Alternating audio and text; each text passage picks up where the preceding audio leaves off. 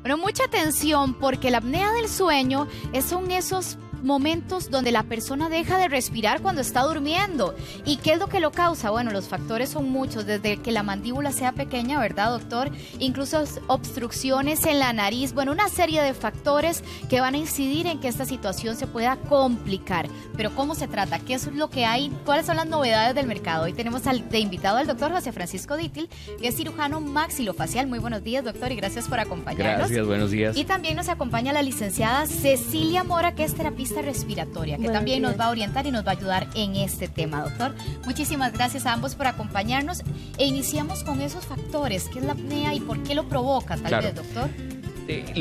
Es muy importante determinar qué paciente tiene apnea del sueño, ¿verdad? Y aquí es que queremos dirigirnos al público, a los pacientes, a los colegas odontólogos, a los colegas médicos, a los terapistas respiratorios, porque es importante primero determinar el diagnóstico.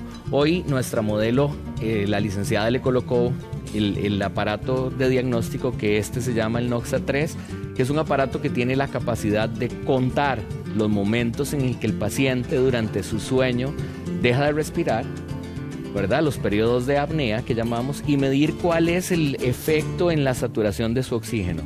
Doctor, y para alguien que esté en casa, ¿qué manifestaciones podría tener esa persona para decir, ¿será que yo tengo esto? Normalmente las parejas o los hijos son los que se pueden dar cuenta, porque el paciente se sume en un sueño que es incapaz de percibir cuánto está roncando.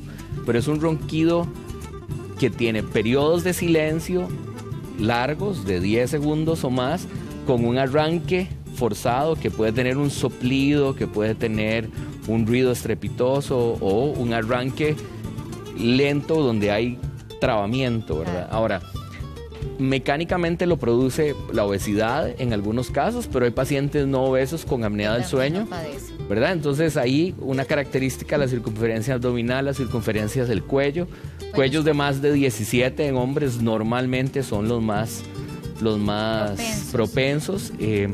Se habla en la literatura del mundo de un 24% de los pacientes varones sufren apnea del sueño, y el apnea del sueño empeora conforme nos acercamos a los 60 años. Y entre un 9 y un 12% de las mujeres sufren apnea del sueño. O sea, es un porcentaje muy grande, ¿verdad? Okay, doctor, entonces volvamos al aparato. Este es de diagnóstico, pero también hay tratamiento. Este es el Noxa 3. Sí, ahorita vamos a ver la aparatología de tratamiento de la que vamos a hablar. Ok, tal vez que la licenciada nos ayude en este caso.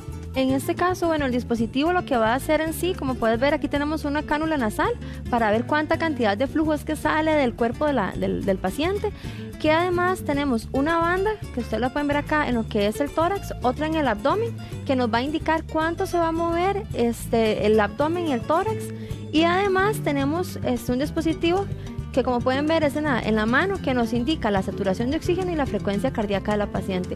En base a todo esto, lo que va a hacer el dispositivo es indicarnos cuánto tiempo de apnea tuvo la persona, además en qué fase está, si está, por ejemplo, él indica si la persona está acostada de medio lado, si está boca arriba, si está boca abajo. Entonces también podemos ver cuánto, exactamente en qué punto del sueño la persona ronca más o nos hace desaturaciones, ¿verdad? En este caso.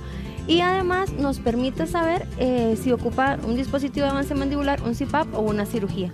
Perfecto. Ok, ya la licenciada nos adelantó los posibles tratamientos. Entonces, doctor, abordemos uno a uno. Ya sabemos que tenemos apnea del sueño, ¿a qué recurrimos? Ok, la idea principal de hoy, digamos, es contarles que tenemos un grupo de estudio para el diagnóstico y el tratamiento, y estamos nos hemos dado la tarea de organizar talleres de capacitación para odontólogos, para médicos. Pronto vamos a tener uno en febrero para terapistas respiratorios, con la idea de enseñarlos que existen estos métodos un poco más sencillos que los que había en el pasado, que hay aparatología intraoral. Este es un aparato que se adapta a la necesidad de ese paciente individual para los casos leves y moderados, y siempre y cuando el paciente lo tolera. Este aparato lo que hace es un avance de la posición de la musculatura mandibular, y eso abre el espacio de la vía aérea. Eso es algo de lo que hemos hablado en el pasado. Y al abrir el espacio de la vía aérea, el paciente mejora el flujo de aire, disminuyen los periodos de apnea y deja de roncar. Anatómicamente, la lengua la posición de la mandíbula son muy responsables de esta situación. Entonces, a veces este aparato lo que hace es avanzar la mandíbula, ¿ok? A ese paciente le podemos ayudar, por supuesto, con una corrección de su nariz, con una reducción de su paladar. Hay muchas cirugías sencillas, un avance de la musculatura de la lengua, que hacemos un avance en el área del mentón, de las inserciones musculares, y eso también abre la vía aérea. Y esos son, digamos, que los tratamientos coayudantes para leves y moderados. Y doctor, y para que no se nos quede por fuera, ¿qué es lo que nos falta? Este es el aparato también que ayuda a esa respiración. El CPAP, que la licenciada nos va a explicar ahorita. El CPAP es la alternativa para los pacientes severos.